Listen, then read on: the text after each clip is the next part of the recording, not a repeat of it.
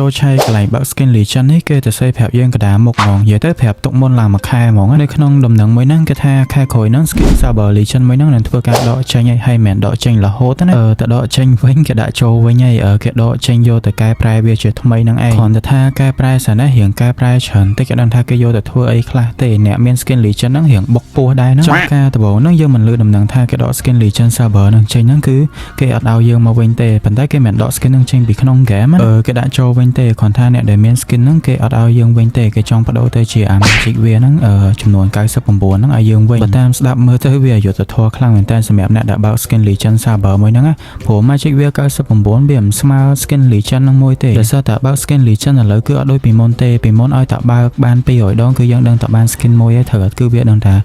ដាក់ជា point ឲ្យយើងបើកមតនៈមកអត់មានត្រូវចាំដល់តែចាប់បានអីទៀតទេប៉ុន្តែឥឡូវនេះគឺខុសពីមុនយើងដល់តែចាប់ random វាដល់បានអីទៀតអញ្ចឹងវាបានមក skin legend គឺមិនស្រួលទេចំណាយច្រើនមែនប៉ុន្តែអានេះគ្រាន់តែជាដំណឹងទុកមុនឬមកក៏ខ្ញុំឮតាមគេអីមកដែរទេវាមិនជាដំណឹងផ្លូវការថ្ងៃដែលគេដក skin ហ្នឹងយកទៅកែ revamp ចេញហ្នឹងគឺនៅខែក្រោយខែ12ថ្ងៃ1នេះឯងហើយគេដាក់មកវិញនៅឆ្នាំក្រោយប៉ុន្តែមួយខែទៀតទេនៅខែ1ថ្ងៃ1 2026នេះឯងហើយគេដាក់មកវិញហ្នឹងដូចជាដាក់ជា event របស់ server ហ្នឹងហ្មងដាក់ឲ្យចាប់មកហើយដំណឹងហ្នឹងមានតែប៉ុណ្្នឹងទេអ្នកដែលមាន skin legend server ហ្នឹងមើលត្រៀមចិត្តត្រៀមអីណាហើយឥឡូវនេះខ្ញុំក៏មានបើកលក់ពេជ្រលក់អីដែរ website ខ្ញុំក៏ចិត្តហើយដែរអញ្ចឹងអ្នកគ្នាតម្រូវការ top up អីមករួចខ្ញុំបានណានិយាយទៅខ្ញុំទទួលគ្រប់ game ហ្មងច្រើន game មែនតើហើយនិយាយពីតម្លៃវិញនិយាយទៅចំណេញពីអ្នកគ្នាអស់ហើយពីបេសេនខ្ញុំលក់យកមកដែរទេអញ្ចឹងចាំជួយ support ខ្ញុំផងហើយ Roblox ឥឡូវក៏មាន promotion ដែរថោកមែនតើទាំងអស់គ្នាឆាតចូលមក page ខ្ញុំសិនទៅដោយសារតែ website ដល់តាមអាទិត្យទៀតបានហើយអរគុណ